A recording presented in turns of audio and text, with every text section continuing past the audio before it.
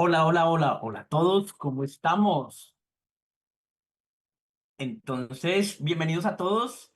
Es una jornada muy especial, cerrando el año, preparando la maratón de color, porque tenemos a un invitado creador de un software que para mí realmente es muy importante en la industria del color, en la industria de IT, en la industria del análisis de onda. Y ese es Tomás Huczek, directamente desde Polonia. Hey Thomas, how are you? Hey Diego, I'm good. How are you? I'm good, I'm good. Right now, I'm in Colombia. Where are you right now? I'm in Poland.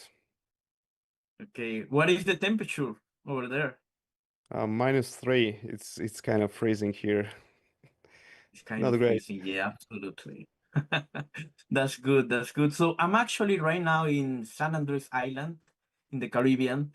So temperature is around 36 degrees. So it's Wow. we are how many degrees different? Like 30? Yeah, something like that. Huge That's difference. crazy. Like That's you. crazy. Ok, perfecto. Bueno, y mientras en el chat, escríbanme en este momento de dónde se conectan. Tenemos alrededor de, we have around 30 users already live that are Yeah, something like that. listening to us. Like you. Entonces, we have people from right now from Colombia, from Perú. A ver, escriban en el chat. Ahí lo tenemos. Eso es, se van conectando. That's good. De Brasil. Nice. Brasil, México. Perfecto, perfecto. Bueno, entonces les quiero explicar la dinámica de nuestra jornada del día de hoy. Hoy vamos a estar alrededor de más o menos 2 horas y vamos a empezar con una entrevista pregrabada que le hice a Tomás, en la cual va a tener subtítulos. Esto para que entiendan todo el proceso. ¿Qué queremos? Queremos que ustedes tengan preguntas para que una vez terminada la entrevista, respondamos todas las preguntas que necesiten en vivo. Entonces, vayan colocando también comentarios en el chat, opinen en el chat y de esa manera nosotros vamos recolectando preguntas para la parte final. Entonces, so we have people from Spain, Dominican Republic, even people from Washington, Thomas. That's nice. All around the world. Very nice. Great Okay. community. Yeah. So I just explained to the people our agenda that we're going to start with the video and then Q&A. Something that you want to say before to the people before play the video? Welcome everyone, and thanks for the invitation. I'm really glad and happy to be here, and I'm glad, and I hope you'll find something interesting in this interview, and hope you have some questions for me after the interview. So Exactamente, preparen preguntas. Este es un tema que tiene muchas, muchas, muchas preguntas. Entonces, voy a colocar en este momento mi pantalla y vamos a darle play a la entrevista pregrabada y vayan colocando comentarios, preguntas y tanto Tomás como yo estaremos en el chat de YouTube ayudándoles y respondiendo lo que necesiten. Entonces, Camila, ¿me avisas para darle play?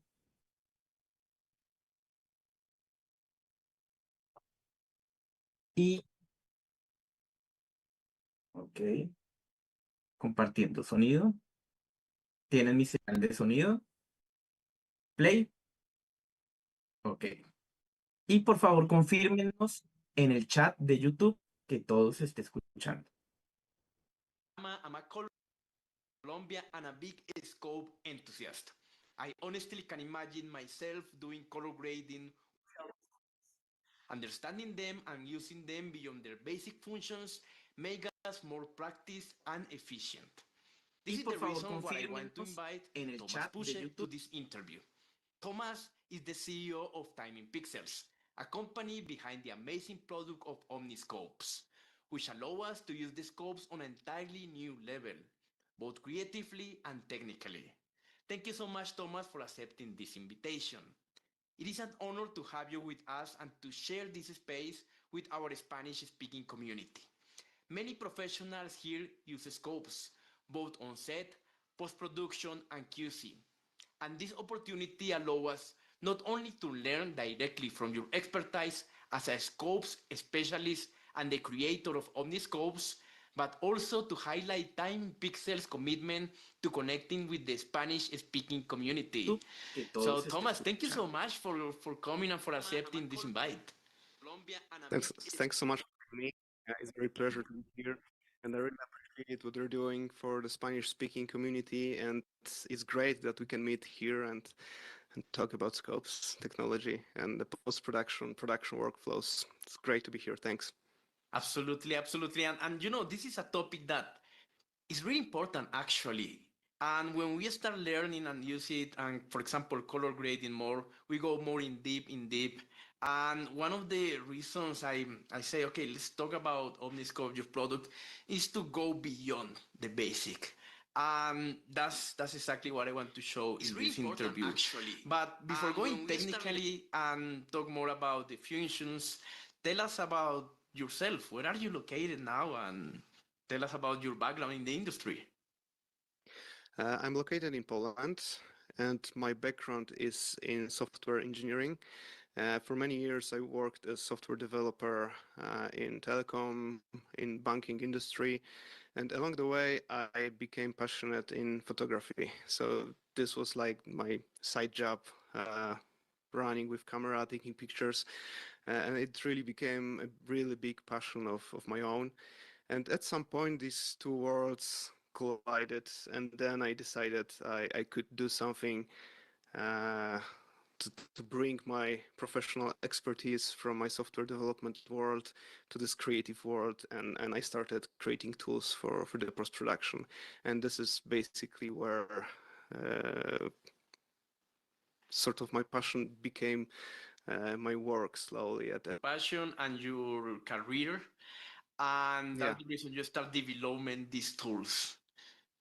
Yes, exactly. So it's as I always say, it's a nice mixture of technology and creativity, and it's I love both of the worlds, and it's amazing that I could join them and make Perfect. one of So them. tell me a little bit about Omniscope for a person that doesn't know anything about the product, what it's about, and what problem wants to solve in the industry. Well, Omniscope is a professional video scope solution. It's designed to monitor various signals, whatever you can imagine, either from software like Premiere Pro, DaVinci Resolve, video files on your computer, connects with HDI, SDI signals. So it's basically a hub that can take any signal in, and it can show you as much information about the signal as possible. So it's a video scope application taken to the extremes with potential applications, what you can do with the signal, how you can analyze it, what you can really see, what details about the signal you can see. That was the aim, and that's what it's became along the way. So think of it as a suite of scopes, the software base that runs on Windows and on macOS at this point in time. Okay, perfect. So, okay, you talk about what is Omniscope, why you go there. So, why to create? I mean, what there are so many scopes in the industry. There are some internally. There are some external devices. So why you say, okay, let's create one that mix the both things, the best of the both worlds, I think. Yeah, because I think there is a gap, right, between the hardware scopes and between the built-in scopes into various software. Hardware scopes are great, but they are bulky, expensive, rigid, and usually they are closed in a box, and you can't do anything about it. And so when you purchase a hardware scope, it's what you purchased. It will never get updates. You will never get new features. It will not evolve in time. So you're stuck with this box. If you want something else, you have to buy a new one for a lot of money. So it's not really flexible for you, especially for creatives or individual people working in the post-production. Only, I don't know, big post-production studios or broadcast companies can afford that really and use for that purpose. And there is another scope, the built-in scopes in various software. Uh, they are usually good, but they are tied with the software. You cannot use those scopes for anything else. There are some limits. And the second thing with the built-in scopes is that they are not really independent. If you're working in DaVinci Resolve, the scopes are affected by the settings that you use, like the timeline settings, the output color space settings. All of that might affect the scopes and what you see on the scopes. And if you're a colorist, you probably send the SDI signal to your reference monitor. And the best way to use the scope is to monitor the same signal that goes to the reference monitor. So if you use the capture card and monitor SDI signal, then you know for sure that you're monitoring the signal that goes to your reference monitor, and that's the highest level of the precision. And you're basically sure that this is the same signal that goes to the monitor. So that was the main reason and the best place to put Omniscope on a map to be the middle ground between the external hardware scopes and the built-in scopes that are already there in the software. That's a great answer because I used to work a long time ago when I was working in a company with external scope as Tektronix, and there were some things that I loved, the precision that I can customize it more. Then I become independent as many freelancers do, and to buy that expensive equipment is kind of impossible. But when I Mhm. go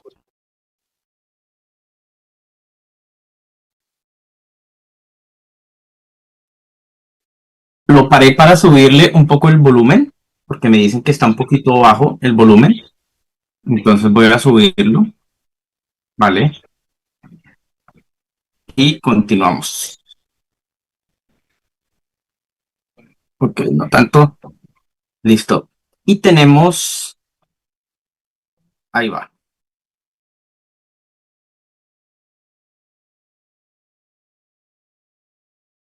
Example, in this case of result, I was missing things. There was just one scope that I was looking at, analyzing, but I didn't have many tools, like for example, for reviewing, for zooming, for customize it. And also I was missing precision.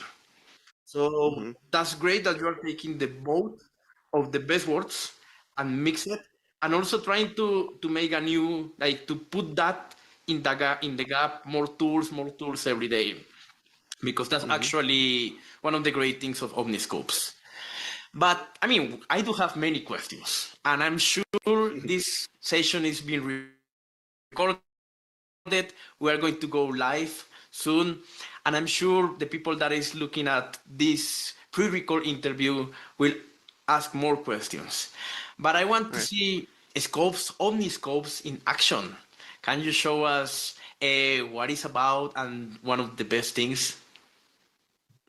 Yeah, sure. Let me share my screen. I have Omniscope running here. Okay. Can you see my screen? I do see it. Okay, so here we can see Omniscope with a default layout that's loaded on the first launch. And as you can see, it's a fairly simple one. It's image preview, vector scope on the right side, and the wave of monitor RGB parade at the bottom. And like the most important thing from the very beginning is the modular way that it works. Everything is customizable. You can resize all those panels dynamically, so you can create your layout of any size, any placement, and make it fit into your screen or the composition of the scopes. And each scope has then its own settings. You can just right-click the particular scope and change the settings from the menu. For example, one of the really nice features of the vector scope is that you can split it into 3 sections. Each section shows different luminosity range, the low shadows, midtones, and the highlights. And then, for example, we can add a new scope to this layout by going to the menu.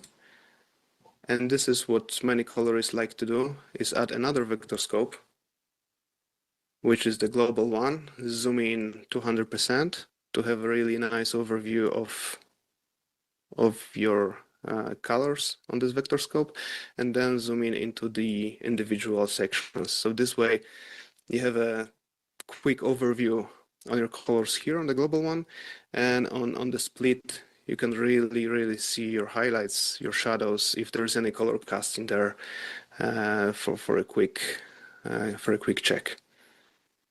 On the waveform, we have the default modes. The luminosity one, we can enable RGB into the luminosity one. We can split it into RGB parade, and we can also add a luminosity channel into that, or use CBCR parade, which is probably a bit less frequently used. But one thing that I really like that I haven't seen any other scopes is a feature that we have here, and it's called peak levels, which is basically these red indicators that show you the numerical values on the highest levels on the waveform and the lowest levels on the waveform. I'm currently using the PQ scale of the HDR scale, but I can change it to the 10-bit scale. So you can see that the range goes from 0 to 1023. And it's a really nice way to have a quick view of the ranges if you are looking for those highlights, not to exceed a specific values, or just to make sure that the shadows are not crushed around zeros, they are lifted a little bit. So this is like a very quick way of ensuring that we are in the right levels. And if it's not enough for you, there is another nice feature in Omniscope, which is targets, where you can define luminosity targets and RGB targets. If you define luminosity targets, you can color code them, and you can set any value you'd like, and it's basically your target on the waveform. You can specify, like, I don't know, 75% of IRE, so you have the quick way to check where your level is. Then you can use your mouse to adjust it. For example, based on the signal trace, you can make sure that you're hitting the same level across the shots. If you go from shot to shot when you're matching the shots, you can always make sure that you're at a specific target. You can create many more targets to isolate different ranges in different places. If you have specific contrast ratios, for example, you have fill light, key light at different levels. You can create the targets on the waveform, and for consecutive shots, make sure that you're always where you should be. Okay. And then we have, yeah. So at this point, I see really something interesting. One is as you show, like the peak level. This is great because, for example, it's hard to see. I mean, the main goal of the colorist and the hardest thing is to have consistency, around different shots. So what I see this tool about having like a peak level over there all the time is giving us like, okay, it's logical. So I'm just not looking at every time on the scope, I'm just looking at the numbers. And if in different shots, I look at the minimum level that all of them are in 25, probably I can say, okay, my blacks are consistent in different shots. And also the same with the whites. About adding targets, that's also good, because in some of the cases we say, okay, we want the blacks at, I don't know, at 65. We want the blacks at, at 30. And at that point we say, okay, we rate based on that target. And that target, as you say, is also in the vector scope, right? We can say that. Yes, we can create RGB targets for the vector scope, and this is specifically useful for advertisement. For example, if you have a specific colors, like a brand colors, and you want to hit this particular blue on every shot. So if I switch to the regular one, we can create, you can type in RGB values, you can type in hex values here, and you can see that it goes as the circle on the vector scope. You can create more if you'd like. And then it's really easy to see it here, compare it with the trace. And you can also use your mouse to adjust it. If you already have it in the trace, like the blue one here, you can leave it here and make sure that you hit it from shot to shot and align it here. Great. Nice thing about the targets is that you can have a collection of different target sets. So you can save those 2 RGB targets. Like if it's one project where you know that this color set that you just created will repeat for the next one, so you can save it and recall for a different project and disable it for different work. So it's not obscuring anything on your view. Perfect. And that's actually, I should say, it's great for advertisement. For example, a Heineken bottle, the green. Mm-hmm. So you Yeah. put it there. And in many cases, when you start grading that image, the camera doesn't capture the color as they are. When you grade them, probably you move the colors to another part, but they are paying you for showing the Heineken, and Heineken has a special green. So you need to like match to that color every time. So I love this tool. Yeah, definitely. And on top of that, there are many smaller but useful things. One of them is, for example, the selection tool, where you can isolate parts of the image and you can only see those parts on the scopes. So is the video file. We can pause it maybe on a better frame, like we can isolate the skin tones and we can see the skin tones on the vector scope and on the waveform. Immediately we can see the tonal range on the waveform with the peak values. So by just selecting the phase, we know if we are in the correct range or not. If we hit Shift key, then we can keep this mask and we can run the feed or the video file. So it continues with the selection, or we can just use it for a quick check and continue. Then we can also check the RGB levels on the fly. And we can also drop color pins, so it's reading RGB values constantly. So we can have like more numerical way of analyzing the contents of specific areas in the image or ranges, or we know that at this area in the frame there should be a background not exceeding some specific values. So that might help with that. And if you really need to know numerical values about the pixels in a specific range, you can also use data analyzer, which is like this grid of pixels in a specific area, and it gives you the readout of all the pixels here. By default, it's RGB, but it can show you nits values, and it can use different formats, 10 bits, 8 bits, hexadecimal, whatever you'd like. So it goes really deep into the image analysis down to the individual pixel levels. Good. So I want to translate this in a language that, for example, I will use it every day. So for example, especially in the face, in the skin tone. So in many cases, what we do in Resolve is we create one node, then we do a power window, and that way then we isolate that power window with the highlight button, and then the vector scope shows us that part of the power window. So we're making like 3 or 4 steps. In this case, we are just doing it at the moment. You just press shift, drag, and then you see that in the vector scope, but also in the waveform. And to have it in the scopes is great, because one of the hardest things to read the waveform is to isolate parts. I mean, when you spend a lot of time using scopes and so on, it's like you get used. But when you're starting, it's really hard to focus in one part and to see exactly what part is. So having that selection, in this case, I think you are using a circle, but you can use different like shapes, right? Yeah, you can change it to rectangle. Okay, so this part makes you more precise of reading the scope that you are selecting, but also it gives you the ability to see what is happening and to match. It's always about matching and to precision. And also to have multiple pickers is great because it's showing you, okay, I don't know, the picker here, because what we do in Resolve, okay, we can do kind of similar, but every time you move the mouse change. So you have to go again and check that. You have to go again. Mm-hmm. Here you just select one point, then stays, and you can select multiple points for that analysis, which is actually Yeah. gives you like a speed in Mm-hmm. that grading moment. Perfect. Yeah, exactly. Especially if you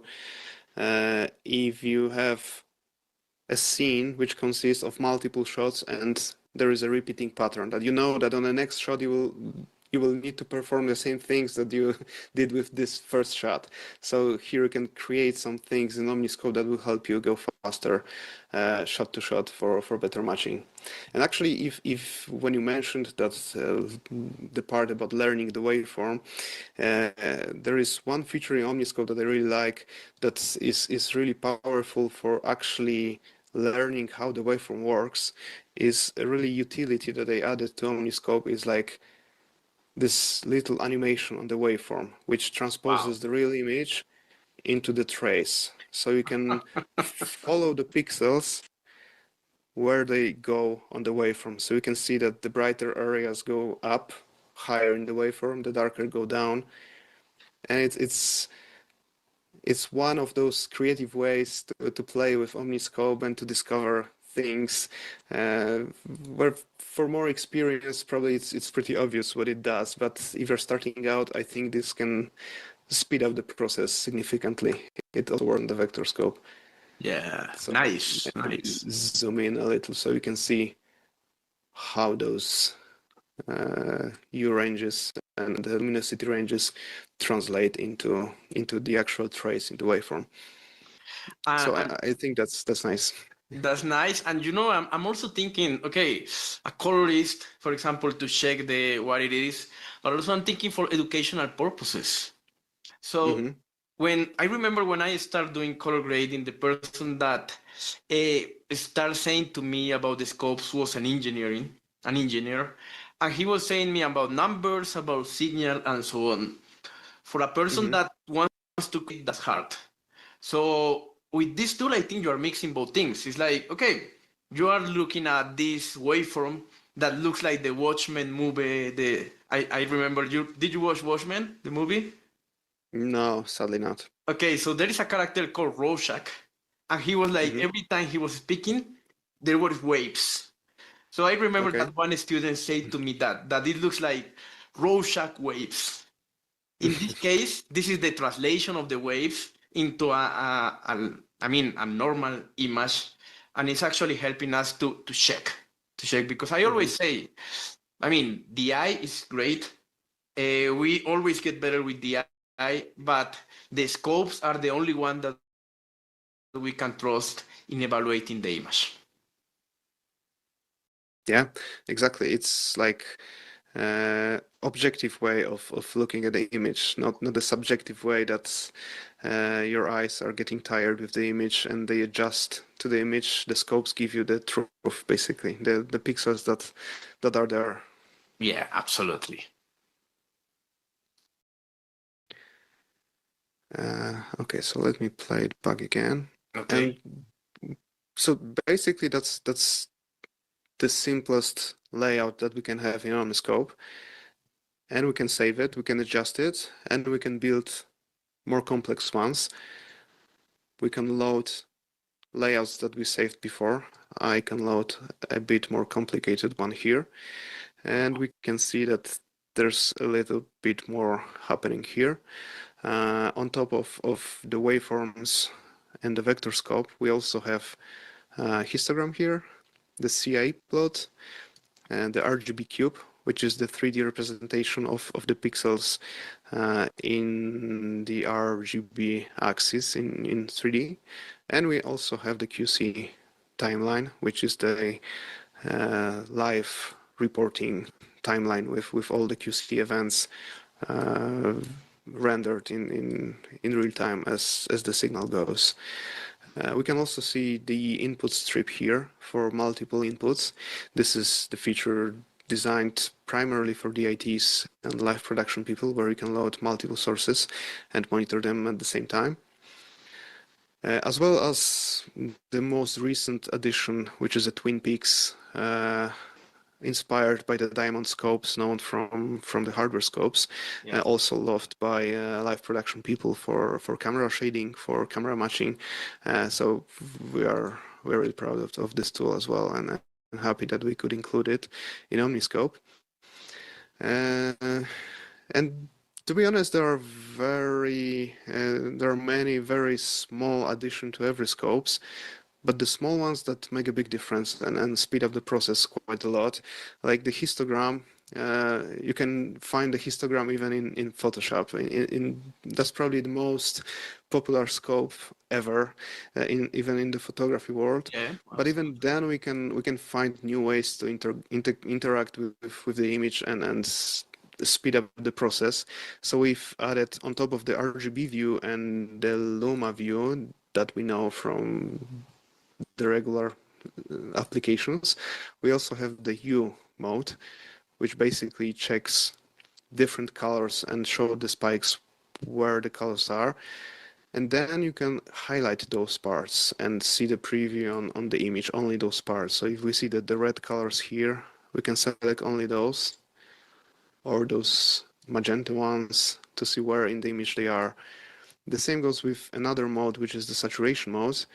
We can see the spikes, which areas on the luminosity scales are the most saturated. So here we can see that primarily the shadows are saturated. So if we go here, that's where most of the color is.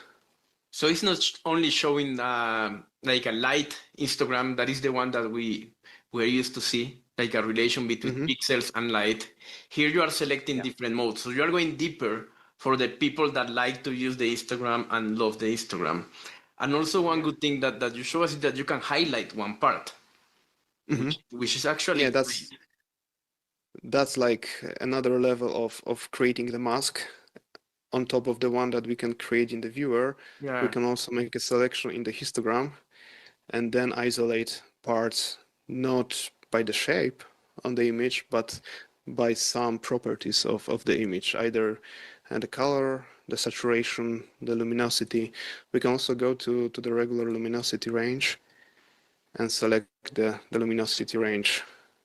That highlight option is just available in the histogram, or you can use it also in the waveform? It's only in the histogram right now. Oh, I was thinking, well, I will love that highlight in the waveform. But that's a good idea to explore, definitely. Yeah. One of the things I say, because I'm most a post guy, and when you're working with post, mostly you use the waveform and the RGB parade. So in many cases, for example, we want to see, I don't know, we want to see something happening in the waveform, but we don't realize what is in the image. So to highlight and to, at some point, to interact with the waveform or interact with the scopes, that's what I see it. It's just not interacting with the image and show something in the scope, but also the contrary, interacting in the scopes and then show that in the image, which I love it. Yeah. But here you can like combine both methods that I showed earlier. For example, we can create a rectangular selection here, and then we can hold the shift key to even like add to the selection the parts that we do on the histogram as well. So then we basically combine, like it's masking on top of masking for like creating a qualifiers. You can call it like the ones in Resolve.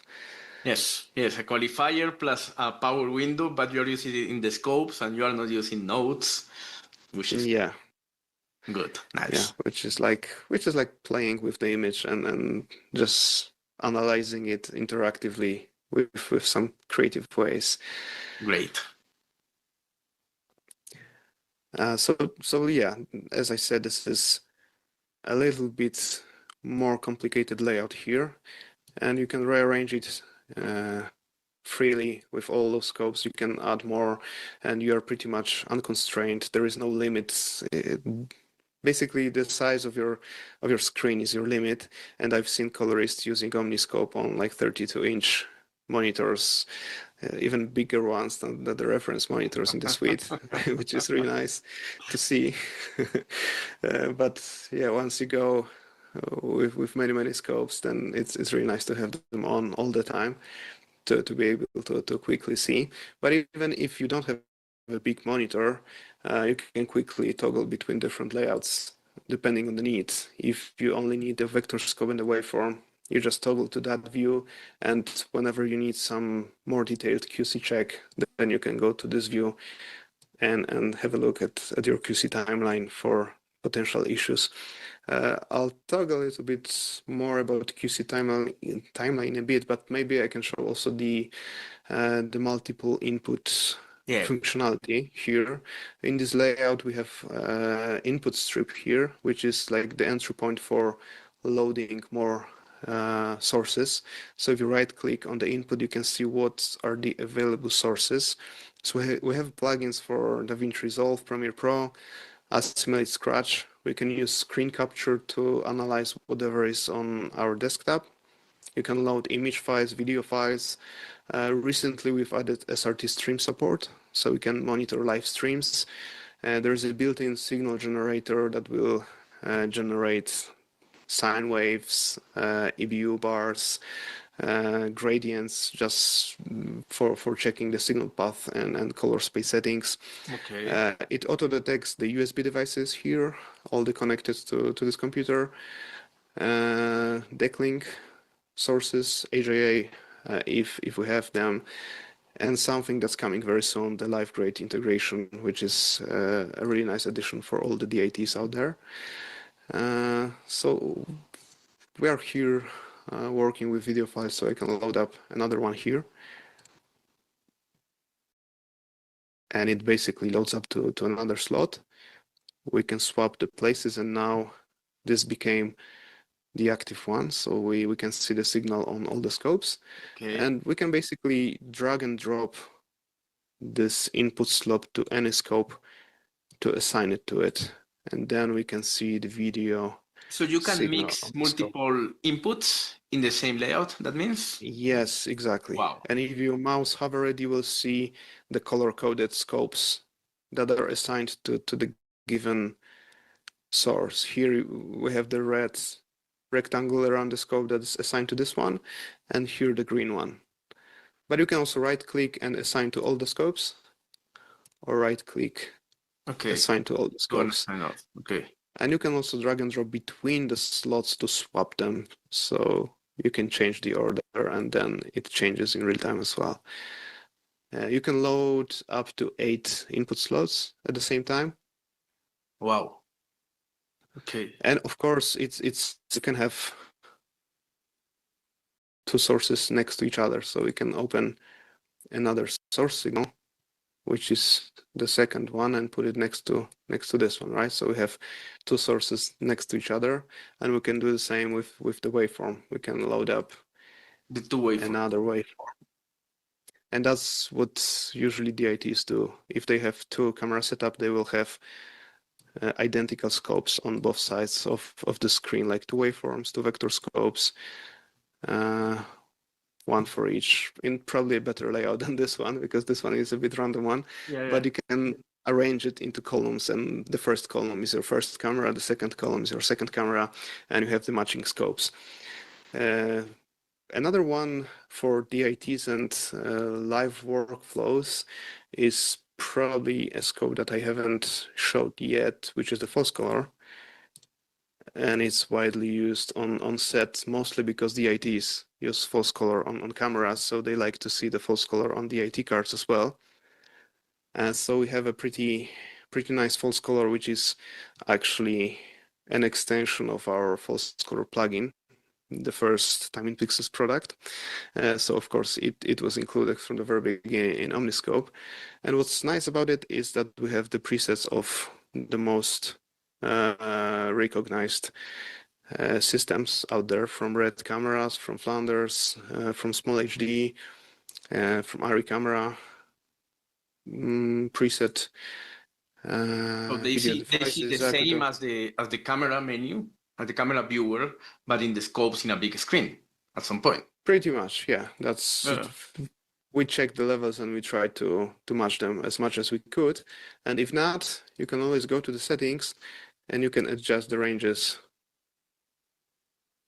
as you go. So with live preview. So even if it's not matching exactly, you can always change it or create your own with your own ranges, your own colors, whatever you'd like.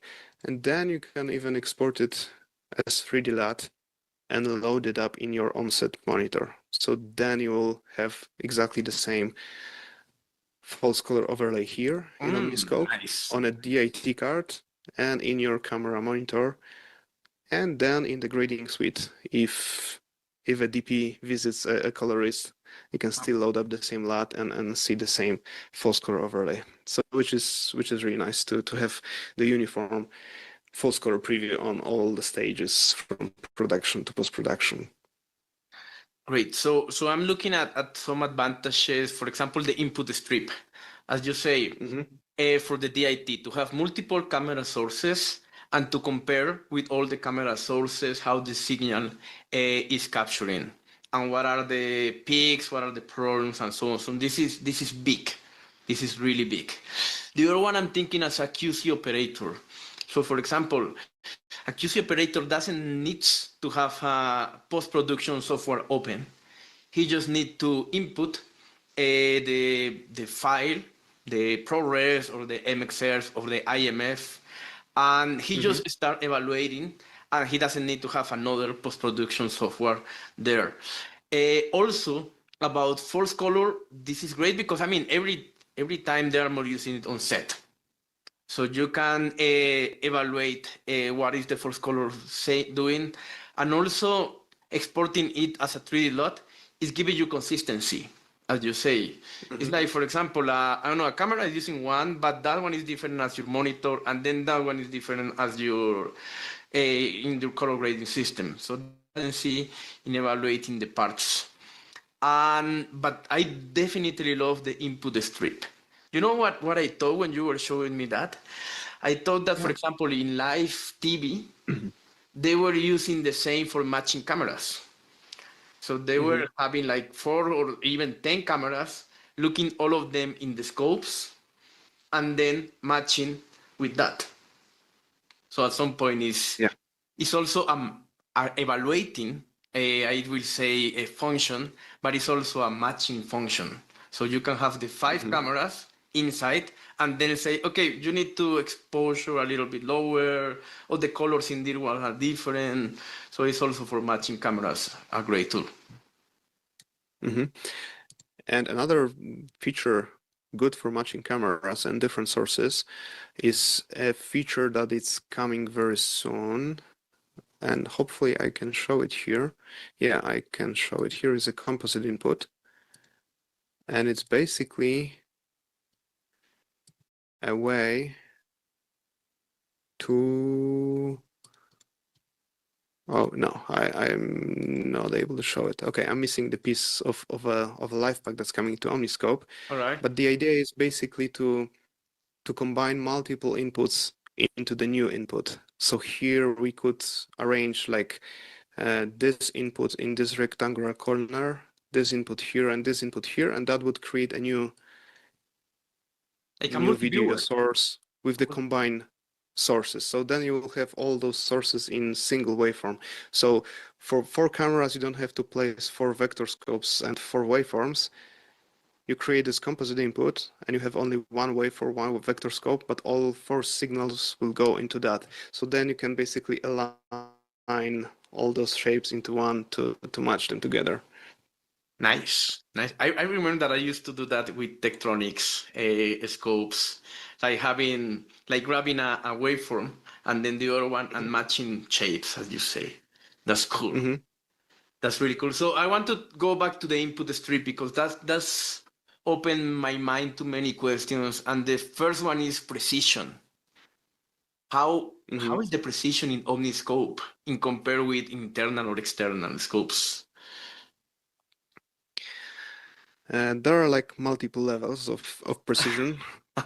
First one, usually the internal scopes are not the top priority for video processing in the software application. Even for DaVinci Resolve, what I found out is that the scopes are built on the downsampled image. So it's not the full resolution image. It's usually half or a quarter the size of the image that you have in your timeline. And also they are not fully real time or not for every frame in your timeline. So when you are in playback, there are frames skipped, not all the frames go to the scopes, and not the full resolution go to the scope. So that's like one level of precision that built-in scopes don't have. Omniscope works on the native resolution. If you send 4K signal over SDI, we can process 4K signal in Omniscope. There is no limit here. The only limit is the performance or machine. But if you have good enough GPU that can process the signal and handle that, we will do that. We'll show you the scopes in original resolution with full sharpness, with full pixel density, so you can see all those things in the waveform in the vector scope. There's, for example, ability to zoom in. You can zoom in the waveform to the shadows, and you can even keep your waveform zoomed in all the time. We have many colorists that use it this way, just regular waveform, and the other one, which is just the zoomed in shadow, so you can see exactly where the shadows live, if you are closing to the black or not. So that's really precise way to see where your shadows are all the time.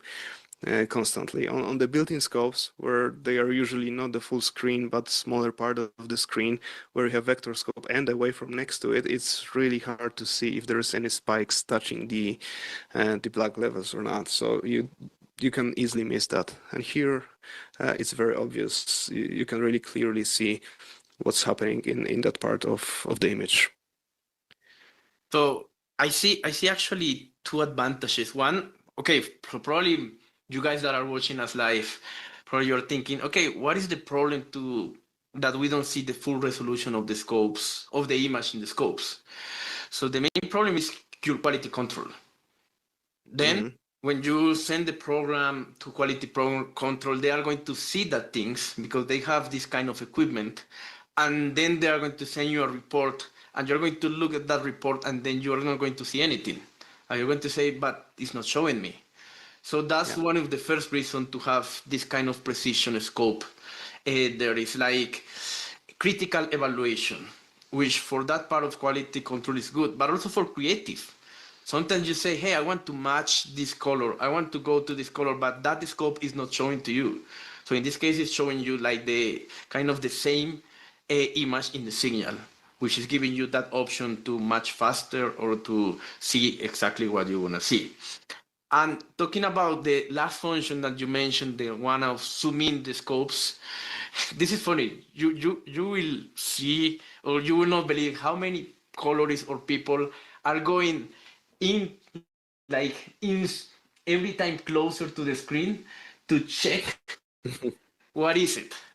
So I love this, especially in the blacks, as you showed there, because in the blacks is where we find more problems, and especially in the blacks of the RGB parade. Can you show that in the blacks of the RGB parade?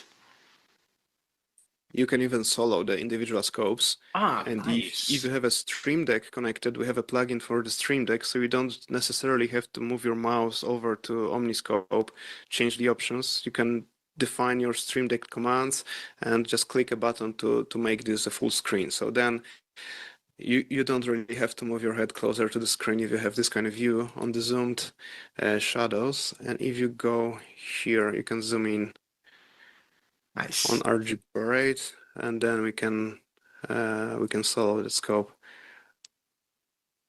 Yeah, because that's actually one of the, for example, the main problems when you see like the blacks are blue or the blacks are green, is that the lowest part of the three colors are not in the same point. So Yeah. by Summit, you are saving time. And also by Solo, which is good, it's like you are not destroying your layout. Because, I mean, to expand, to maximize, and so on, you are destroying that layout. So you are just pressing that button and it works. And also, you mentioned Stream Deck. I do have a Stream Deck here for the ones Hmm. don't know. And this is one of the greatest things I think everyone should have, is because you can put like in every button one thing. And in this case, if Yeah. Omniscope is integrating, and probably you are thinking, hey, but I mean, I'm doing color grading and I don't want to move the scopes because that makes me slower. Yeah. But these things allows you to even don't touch the scopes. You are just pressing this and it's giving you the zoom. This and it's giving you, I know, another scope or another function.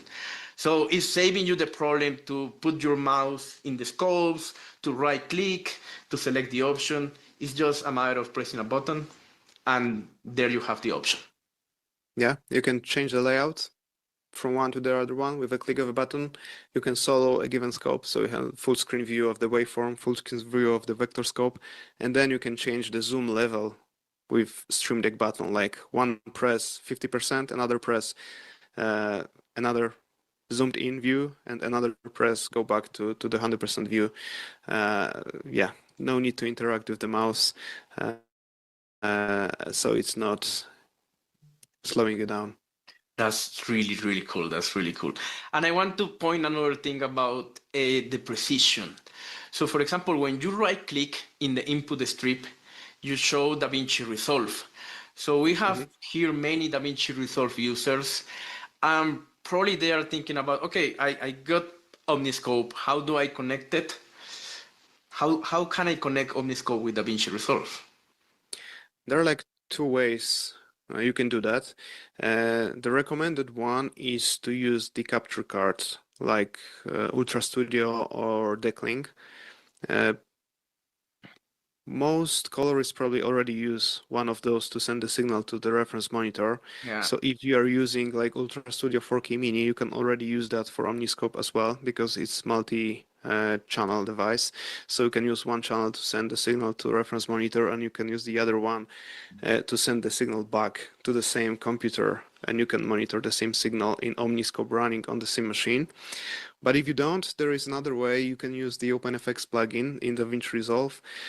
So it's just the purely software connection. Omniscope connects with OpenFX plugin that's loaded in DaVinci Resolve, and then we can see the signal running Omniscope on the same machine as Resolve. So we are just placing Omniscope on a different screen next to DaVinci Resolve, and you can see the signal that's sent from the OpenFX plugin from your project. You usually place the plugin on the timeline node, and then all the frames, all the clips from the timeline get sent directly to Omniscope. So that's the first option. That's the OpenFX plugin, and that's the decklink way. If you have a capture card connected, you just connect to it, assuming it's configured in Resolve to receive the signal the same way as reference monitor is receiving it. So I will say, I mean, the easiest and the fastest and the ready to go is the one of OFX in the timeline node. That one is the no-brain. And the other one, but it's more precise, definitely more precise, is the one of using, as you say, an external computer that is getting the signal directly from the Ultra Studio that is going to the reference monitor, or even the out from the out signal from the reference monitor going there. Also, I Yeah, can yeah, work. both ways work. It can be the same computer that runs for DaVinci Resolve, but as you said, it's recommended to use a separate one, even the small one like Mac Mini, running only the scopes. This way, Omniscope doesn't affect the performance of your main machine, and you're not compromising your performance. Uh, Resolve requires some performance for signal processing, so it's always better to move out of the way. And all those new Mac Minis starting from M2, M3, M4 are perfect for Omniscope. Even the base models work very, very nicely with up to 4K resolution. So that's probably the best and most affordable option right now.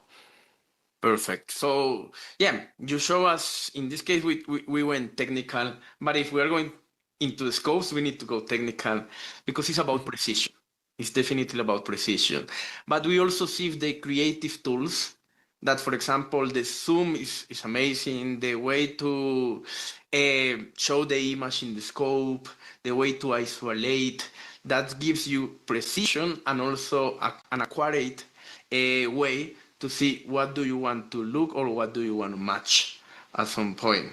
So tell me another creative thing that another creative use that probably people can use also here in Omniscope. Yeah, we have also different kind of scopes. One of those scopes, on top of false color, we also have more derived from the false color. We have a skin tone scope, where we Nice. can. It's a type of, maybe we can use a different shot. Yeah, like here, and we can immediately see that some part of the image is highlighted with this green areas. We can change it to something nicer, like this one, and basically we can create a range for this skin color range based on HSL model or YCBCR model, and basically find the range where the skin tones lie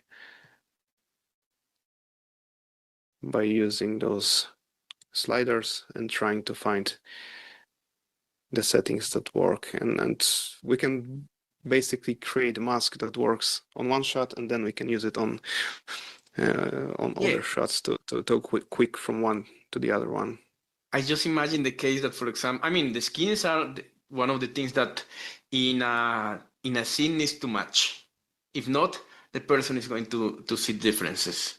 So this is a Hmm. great evaluation tool just to see that if they have this color, the skin will be always there. If Hmm. the color is showed, for example, in the car, that we need to fix it. So just as looking at this is giving you a good point of evaluating the image and fix it. Fix it directly from your color grading software. Nice. I Yeah, love yeah, exactly. Another option, more creative one, not really technical one, might be a low pass filter in the waveform. Uh, you can enable it. It will basically it. Mm. smooth the waveform a lot. So I'm saying it's not technical because it's not really what you should see in the waveform, Yeah. but it blurs the waveform so you don't see all the spikes, especially for a noisy image. So where it can be used, for example, if you have noisy image with a lot of detail, so usually it looks very harsh on the waveform, but you still want to create some sort of a template that you can reuse. So you can use this low pass filter to have at least some form of or a shape on a waveform that can be repeated from shot to shot. So it's basically like you blur the image to have simpler shape that it can be repeated from shot to shot. So this way you're removing noise from the waveform and it's easier to compare from shot to shot. So Ah, that's okay. like less technical because you're losing detail and the peak values won't match. As you can see, the red indicator is higher than the peaks of the waveform because they are smooth below the real values. But sometimes it's easier to creatively match or to see some shapes in the waveform to sort of go through the timeline. Nice, nice. That's actually cool. That's actually good check because yes, if there is a lot of noise, then you cannot identify what is inside. So that's cool. Hmm. So I'm curious about one tool that probably I see it. I'm wondering, hey, why a timeline in a scopes program? If I already have a timeline in, I don't know, in my editing or in my color grading systems, I don't want to see any other timeline. What is the reason of that small timeline over there? It's like a new direction for Omniscope, which is more and more QC and reporting tools. So on top of our regular scopes and the real-time feedback from the signal, we also started collecting some information to analyze in time. So we had an error logger initially, which is basically a table. We can actually load it up here. Error logging, which is basically a black window. We start logging and it shows some sort of errors here, but it's not the best way to visualize problems. You can export it to CSV and then you can do something with the data, but I don't really like the way you work with this kind of information. So much better way of reporting those problems is on a timeline. So whenever the problem happens, we have the scale based on the TC, and we can basically mark those errors on individual tracks. So if there is a gamut error, we mark it with the red line on a specific track. If there is blanking error, we mark it with the red line. But also we have some diagrams and graphs. For example, HDR statistics for max fall and max CLL. We can plot them as a graph here and see how the luminance changed over time. We can also SDR luminance, the maximum and the minimum value of the exposure here as this gradient, as well as the audio information. We have the waveform left and right channel plotted here, as well as the loudness meter with loudness peaks for integrated monetary and short-term values. So it's like very quick way to have a quick glance at the QC department to see if there's anything that we are missing or we have something configured wrong. And I think that's probably the easiest way to visualize this kind of problems is on the timeline. And the nice thing about it is that the timeline usually, when you think about the timeline, it usually means that we have the video file that we can load up and we can display it on a timeline. And here in Omniscope, the timeline is built from AMP signals. So it works with SDI signal as well. Yeah. As frames with the timecode come, it's built in real time. So what's cool about it, if you're working in Resolve and you're using SDI signal to monitor in Omniscope, when you move the playhead in Resolve, it moves automatically here in Omniscope as well. So if you go back, it goes back here as well. So you always know where you are. It's in sync with wherever you are in your main timeline in your program. Nice. So can for example a QC operator make markers in the timeline? Yes, you can. There is a shortcut that you have to define. I'll check in a bit. You can basically either press the Stream Deck button or use the keyboard shortcut to create a bookmark. And the bookmark is marked on the timecode track with an indicator. And then you can export As a EDL this of timeline markers. to EDL. Yes, then you can load it up in Resolve and you will see all those markers on your timeline in Resolve together with all those errors as markers. Yes. So it's great. So you know how it happened like 4 years ago. I remember that I went to a TV channel and they were moving or switching to do QC in Resolve. But the QC operators were saying, so now I have to learn Resolve to do QC.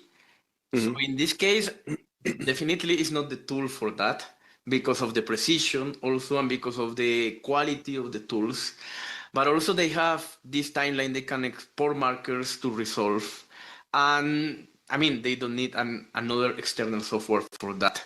Also, thinking about creative use of this, for example, I will use it. I don't know if it works, I haven't used it, but looking at the luminance graph, I will check if I have luminance changes between shot to shot. So that makes me know in the graphic, where do I have to go back and check? Yeah, So as a exactly. colorist, I will definitely use that one. It can also show you potential flickering issues. If Wow. you start seeing some zigzags in those graphs, you can immediately see that there is some sort of flickering issue somewhere that might not be obvious from looking at the source image. Any dead pixel detection? Not yet, but it's on the roadmap. So Yes. hopefully Yes, please. Yes, we please. can detect dead pixels, black frames, or duplicate frames. That's all on the roadmap, and hopefully we can implement that very, very soon. Absolutely, absolutely. Yeah, because I mean, that pixel is one of the main problems we have it. And we need to, I know, use another program. Sometimes works, sometimes it doesn't. I think one of the pains. All right, so I think we did a good cover of many things, many things.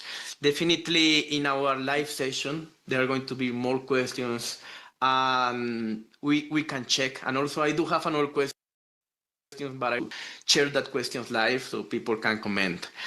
Hmm. Eh, and we are okay. It wasn't a short interview. We were almost an hour, but I'm having fun. I'm really having fun Yeah, talking with passed very you. quickly.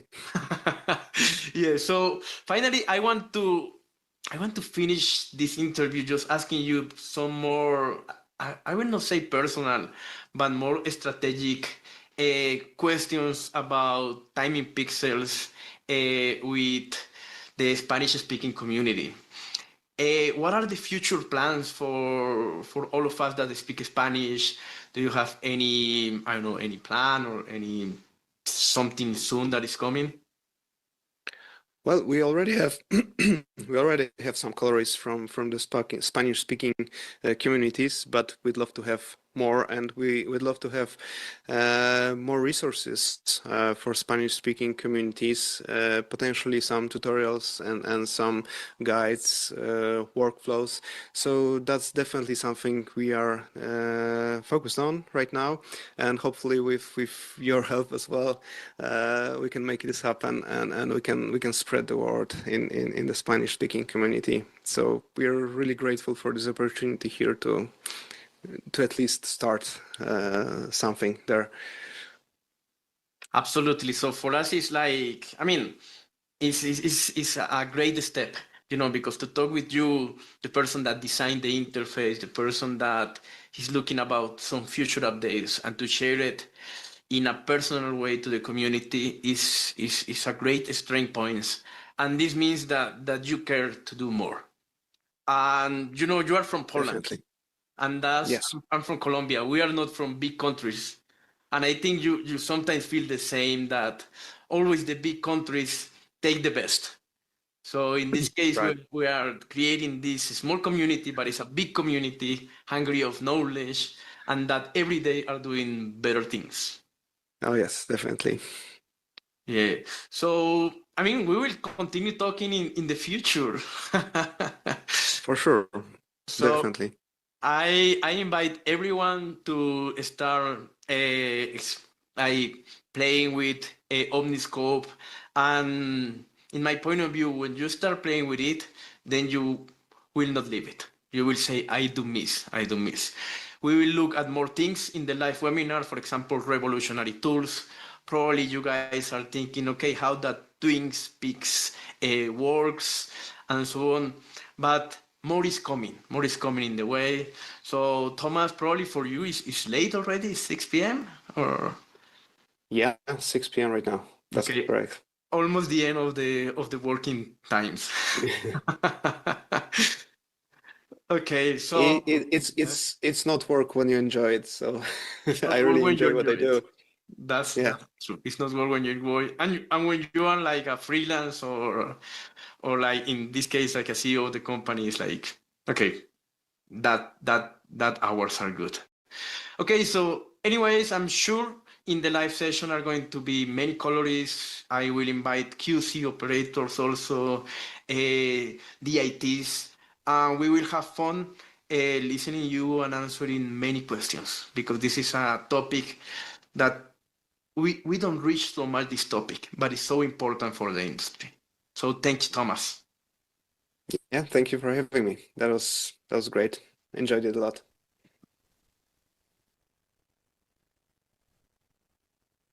Hola, hola, hola, hola, hola, hola a todos. Entonces, bueno, esa fue. How was it, Thomas? Yeah, it was great. Good. Yeah. We spent almost an hour and 20 minutes, and it was really cool. It was really cool. Thank you so much for all the insights and all the demonstration about the product that is actually really great. Thank you so much. Yeah, and we were joking in the video about the future. Now is the future, and now is 1 Yes. a.m. for you.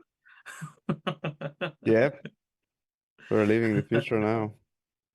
All right, perfect. So we have a lot of questions, and this is the moment that we do this hybrid live.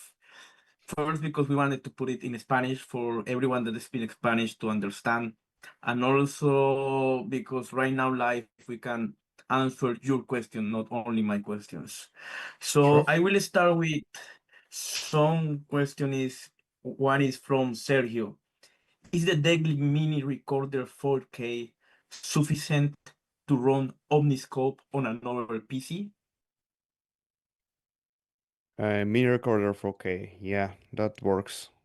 Yeah, if you're using only for Omniscope, then it's gonna be detected, and you can use the signal in exclusively in Omniscope. You cannot share it between another software, let's say. So if you dedicate it for Omniscope, it's gonna work. Ok, perfecto, perfecto. Sí, el decklink funciona perfecto sin ningún inconveniente. So I want to add to that question, what about the minimum computer requirements to run Omniscope in external computer? Well, Omniscope runs primarily on the GPU, so anything that has uh, at least something better than the minimum spec GPU will work very nice. But the recommended one would be, for example, uh, M series Mac Mini, like M2 or the latest M4. The cheapest base model is enough to run Omniscope even with 4K signal. So sort of equivalent if you want to run it on Windows uh, would be, I don't know, RTX 20 All series right, to 2060, for example, something like that, if you want to monitor 4K signals. perfect. So mostly computers that have GPU, that is important. Okay, Yeah. there is another question about the future. Life grade, there are actually so many DITs here. How will be the integration and where are we expecting that integration? We have been working with Pomfort for the past months already on this integration. So there is already a closed beta of LiveGrade supporting direct software connection with Omniscope, and there should be a public beta available very, very soon. There are some final touches that Pomfort needs to do on the LiveGrade. The integration on the Omniscope side is already implemented, so if you have a version that's out today, it already works with LiveGrade once Pomfort releases it, and it's just the software connection. If you're running Omniscope and LiveGrade on the same machine, Omniscope will auto-detect the output channels that you select in LiveGrade that you want to share with Omniscope. So you can share multiple sources at the same time from LiveGrade to Omniscope, and you will see each channel as a separate source in Omniscope. So we're Okay, super excited about this integration and should be really, really useful for all those DITs working with LiveGrade. is it going to be a beta program for that or for the people to sign in or when is going to be released? It's gonna be part of LiveGrade, and on Omniscope side, it's gonna be a live pack add-on. So the addition enabling live workflow features for Omniscope. And Okay, it's so it's gonna gonna be be available. It's gonna be available in the trial version as well, so you can grab a version of Omniscope and test it for 14 days to see how it works. ok, ok, perfecto, súper, súper útil esa pregunta. Y bueno, había otras preguntas acá de, is it possible to have multiple scopes that measure different measure same images but in different color spaces? For example, one in HDR, one in SDR. Yes, it's possible. Most of the scopes in the settings you can select the color space override, and this option will do the conversion from the default working color space in Omniscope to a different one from the list. We are using OpenColor.io, so you can convert between Rec 79, HDR PQ spaces, or P3 D65. So yeah, you can do that. If this is something you want to do, you can have two waveforms, one in Rec 79, the other one with Rec 2020, for example, and monitor them at the same time. Okay, okay, that's actually really interesting. That's actually really interesting if you want to measure the two signals or even make a QC for the two signals at that time. But actually, So a speaking better about, yeah, workflow, a better yeah, workflow would be to monitor two separate signals.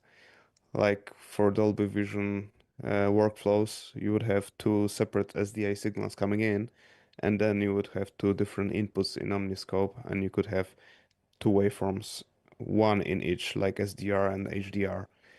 Instead of doing the conversion on the single signal, just have two signals and monitor them at the same time. yes, and then you add them in that layout that you have one with everything of SDR and one with everything is SDR. Mm-hmm. Yeah, That's good. exactly. Really interesting, really interesting. So there is another one about Lightroom. Can you use skin tone and Twin Peaks functions in Lightroom? Unfortunately, not directly. There is no direct integration with Lightroom, but you can use the screen capture functionality in Omniscope. So you can basically record your screen with the Lightroom and select the area where you have image. So that part of your desktop will be monitored in Omniscope, and you can use it this way. Of course, it's not ideal because you are just as if you're taking a screenshot. It is not a true color space that Lightroom is using. Is just the sRGB color space that your monitor is using, and there might be some color differences depending on the driver, on the display, and so on. So if you're aware of those limitations, you can go around it and use it this way. Yeah, not ideal, but it could be used this way. It could be the wrong way. Yeah. Okay, Yeah. there is another one about the iPad.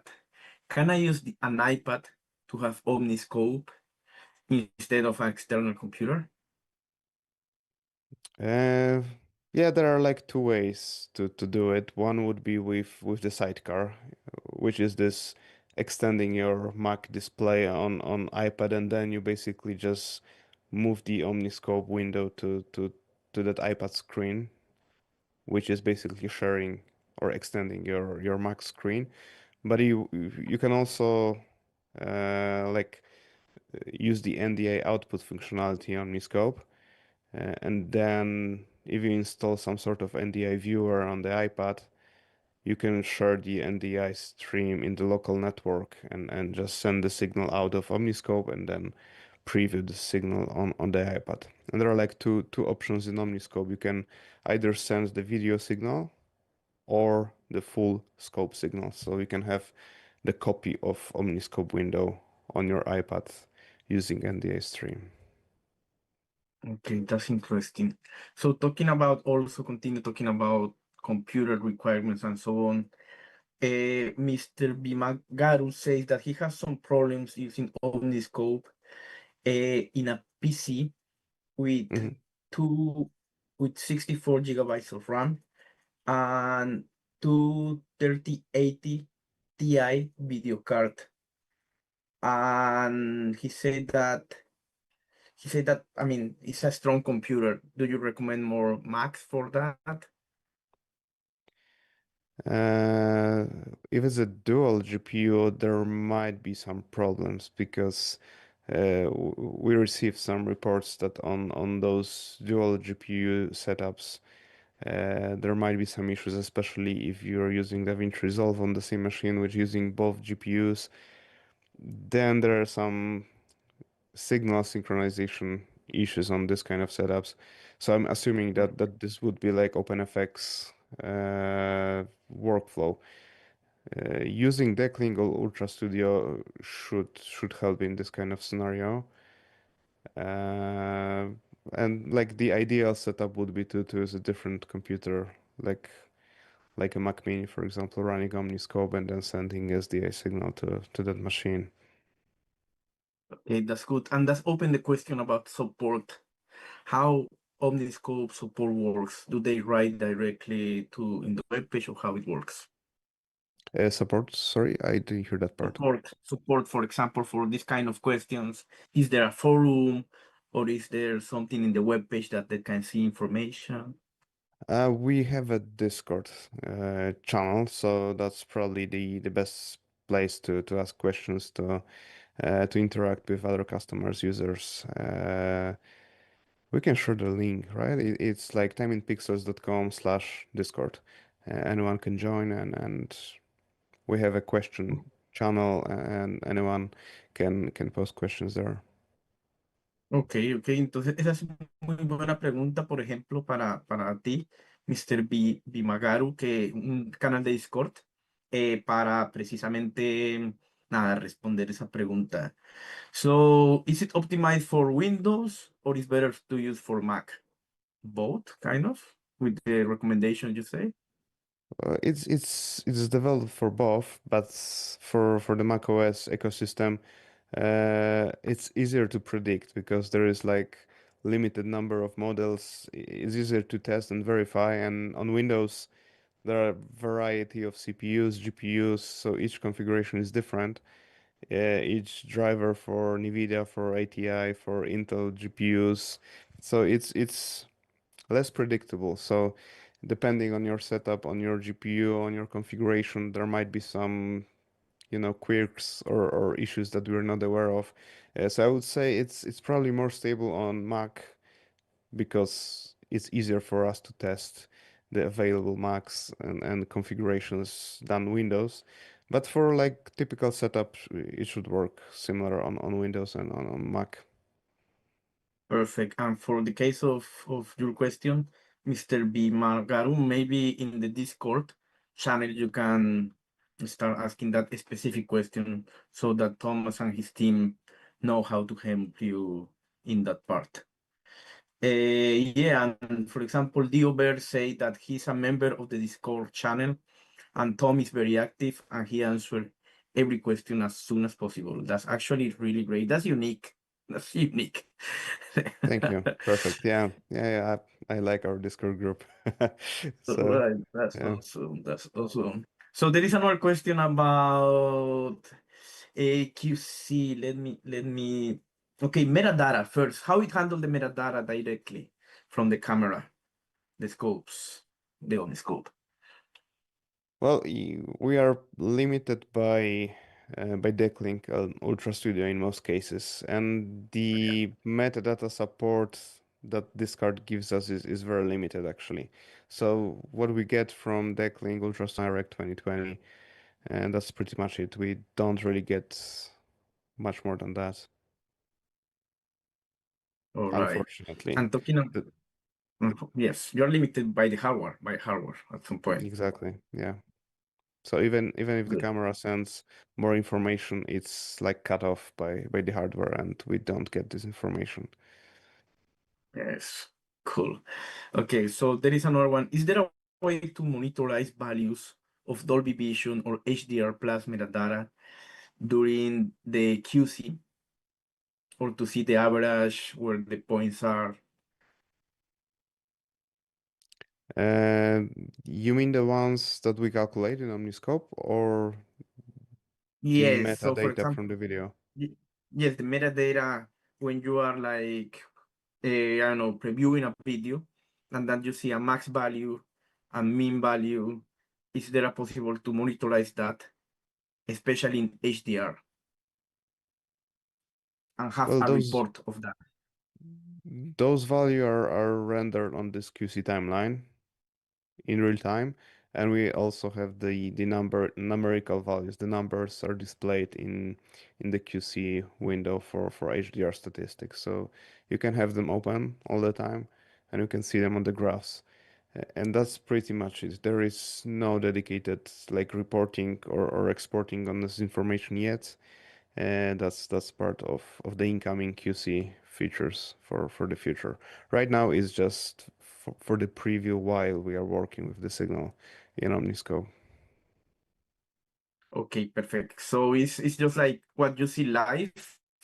Those are the numbers, but there is not still a report that you can export as an XML to read or to send to a platform that check everything, right? Not yet, no, no. Not yet, not yet. Exactamente. Entonces la respuesta es aún todavía no, ¿vale? Pero se puede ver directamente ahí en la línea de tiempo el valor para mirarlo ahí en vivo. Ok. Is there another video card to capture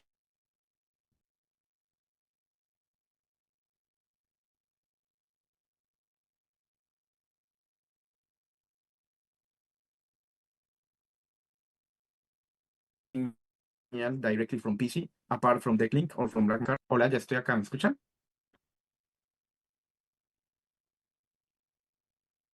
Okay, okay, good. So, Can you did you repeat listen the the question? question, Diego? Yeah, I Yeah, got cut off. sorry. So, is there another video capture card apart from Blackmagic that people can use and maybe can send more information? We do support AJA cards. The support is not as like we support all the Blackmagic cards pretty much any capture card from Blackmagic, and with AJA we support the at least some of them. We tested like Kona 4, Kona 5, IO XT, like the most popular ones. So there might be AJA card that doesn't work with Omniscope or doesn't work well, but the most well-known cards should work properly. So yeah, AJA and all Blackmagic. That's what's currently supported. Okay, perfect. So here there is another one. If I use the OFX for DaVinci Resolve, can I use it in more than one instances to measure the signal in different parts of my grade? No, no, only one plugin can be used in Resolve. Uh, but you can use you can use Decklink or Ultra Studio plus OpenFX plugin at the same time and have two sources in Omniscope. So in a way you can work around it and have two places. You can have Decklink as an output and you can place OpenFX somewhere in the middle to have a different view in Omniscope. So that's the maximum we can do right now. You can have two different points in your pipeline in Resolve monitored in Omniscope at the same time. But you Yeah, cannot yeah, use absolutely. multiple OpenFX plugins at the same time. Okay, that's good. And one question is about licenses. Is there a lifetime licenses or what kind of licenses do you have? Every license is a lifetime license, so basically, whenever you purchase a license, you can use it indefinitely. And there is an update plan that you can cancel anytime. So it's a yearly plan with the updates and priority support. But if you cancel it, you can continue using the license, the version that you have forever, basically. Ok, And esta es una then if pregunta you súper decide to importante. update it, you can update it like 2 years later or 3 years later for 1 year, stop again and continue using this version. Thank you for that. So, a la pregunta de las licencias, si todas las licencias son, pensemos, por toda la vida, ustedes pueden tener un plan en el cual pueden actualizar la licencia de Omniscope, pero no lo pueden tener y ya tienen su licencia trabajando con las opciones que tienen. Este plan lo pueden cancelar cuando quieran o lo pueden renovar cuando quieran, que en sí es una gran ventaja, es una gran ventaja. And last question, this one is harder. I don't know this one. Is it possible to view the binary code of the auxiliary data during HANC or BANC erase periods? I wrote you that one on the chat. No, no, that's definitely not something we get with Decklink or Ultra Studio cards. So there is no way to access that from those cards directly. So it's again like hardware limitation. Uh, Potentially that would work with different I/O cards, but that's not currently supported. Potentially maybe with AJA cards, but if it's possible, we don't support it. We need to look into it if that's possible. But definitely All right. not with the black magic cards. Okay, that's good. But anyways, I mean, as you see, Omniscope is really flexible.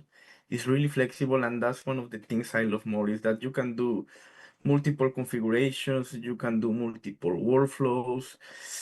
As you saw many of the questions that people ask, you were like thinking, okay, maybe there is a wrong way that I can put this. So it's like building your own setup for your own needs at some point, which is great. Yeah, exactly. And that was the point that we had in mind to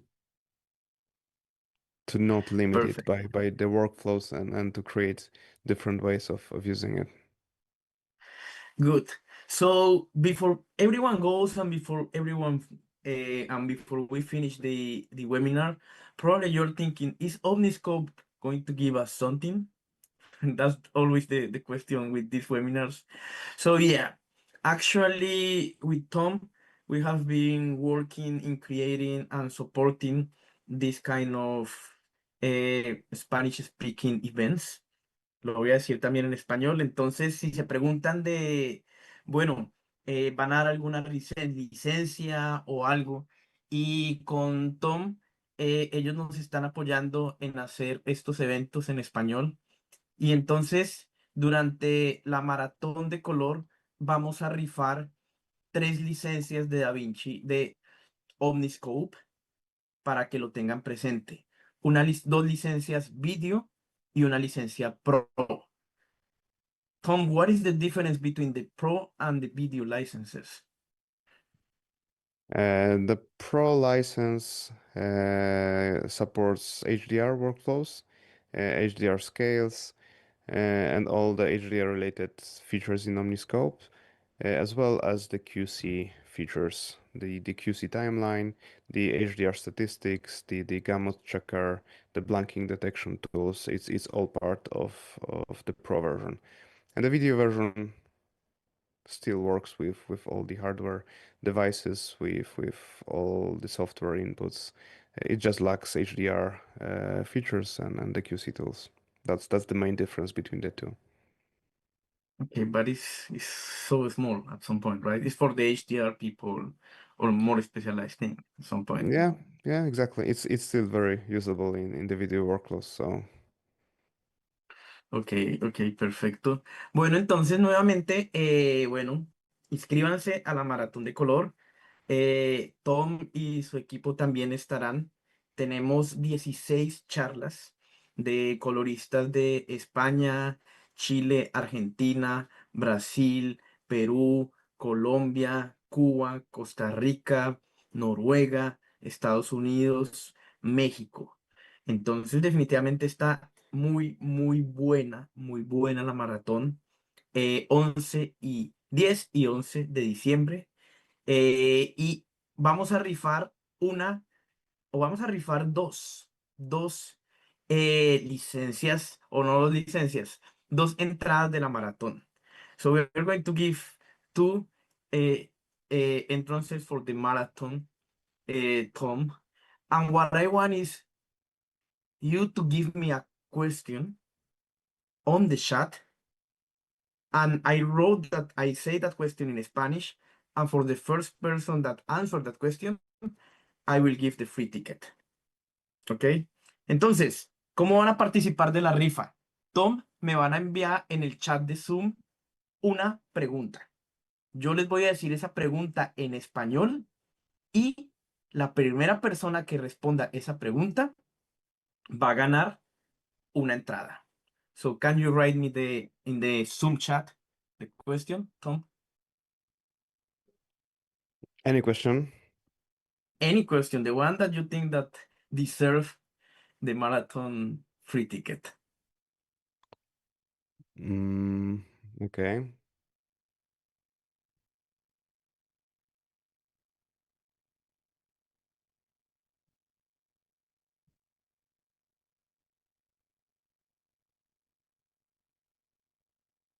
Ok, entonces esperemos.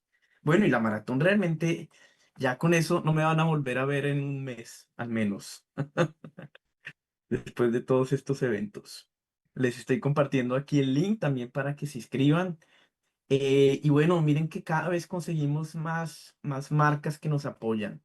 Entonces, eso es importante para que lo tengan presente. Ok, entonces ahí Tom está escribiendo la pregunta. ¿Ready? Está tomando bastante tiempo, mínimo va a estar difícil, ¿no? A ver, a ver. Okay. Ok, la pregunta es, ya se las coloco acá. Entonces, espérenme que la quiero traducir bien para que no haya.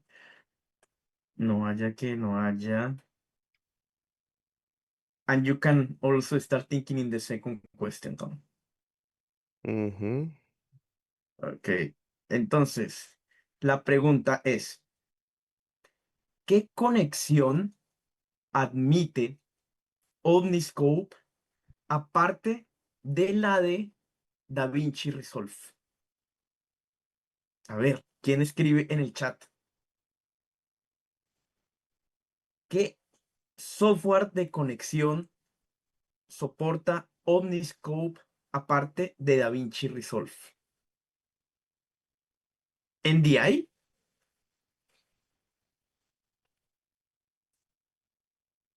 What do you think? NDI is not a software, but it does support? Or how is? Okay. It's a protocol. It's a software protocol connection that Omniscope supports. Okay. Yeah. Okay, let's do it. Let's do We it. can accept Let's this do it. answer. Yes. Ok, perfecto. Entonces, exactamente, NDI. Iván coloca también un software, un hardware de Link. Jorge dice Live Grade. Premiere, can you do it in Premiere Pro? Mm-hmm. Yes. Exactamente. Baselight, Not a native. software connection, no. Ok, No, only through perfecto. the capture card. Ok, solo por tarjetas. En sí soporta todo, pero solo por tarjetas. Entonces, Sergio Ruiz, te ganaste la primera entrada para la maratón de color. Muy bien, muy bien. Entonces yo te contacto, Sergio, o si no, tú me contactas y me escribes. Pero entonces, 10 y 11. So, another question, Tom, the last one. Yeah. All right. A ver, una más difícil. Harder one, harder one. Harder one. Mm,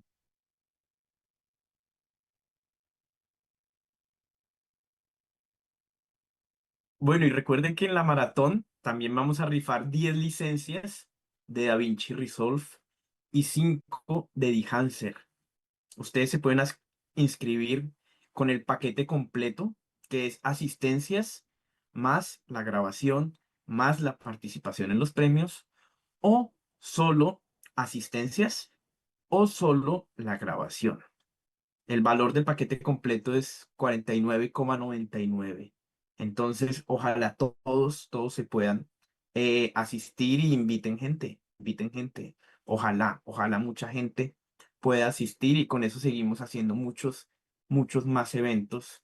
Y con eso las marcas también nos siguen ayudando a generar esta educación para todos, que es importante. Muy bien, entonces ahí Tomás está pensando la pregunta. Está pensando la pregunta. Ok, ¿Qué, qué hace exactamente cuando uno parte el vectorscopio en tres? ¿Para qué funciona ese propósito de partir el vectorscopio en tres? ¿Quién me dice? I love that one. Ok. ¿Qué hace esa función o para qué funciona partir el vectorscopio en tres? ¿Y con qué propósito?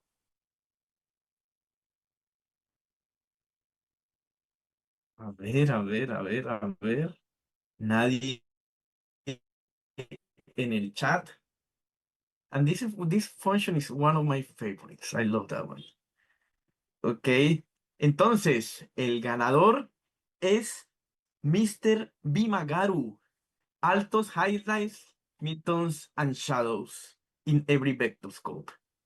Esa es. Saturation. Perfecto. Mhm. Entonces, para repartirlo. Iván says, is to share it with friends. Okay. Didn't expect this Yeah, answer. yeah, yeah. Yeah, next time we have to say the most creative answer. Oh yeah, the correct Ok, one. entonces, exactamente. Mr. B. Magaru, ganaste la otra entrada de la maratón de color. Y bueno, exactamente es eso. Es como un RGB. It's like a RGB parade, but in saturation and hue with vectorscope. Vale. Y bueno, finally, Tom, last, you want to say something to all the people that are live and the people that are going to see us then in this recording session? Yeah, thanks so much for joining. It was a pleasure for me to be here. Thanks, Diego, for inviting me. Hope I showed you some interesting features. Perhaps some of you will give it a go.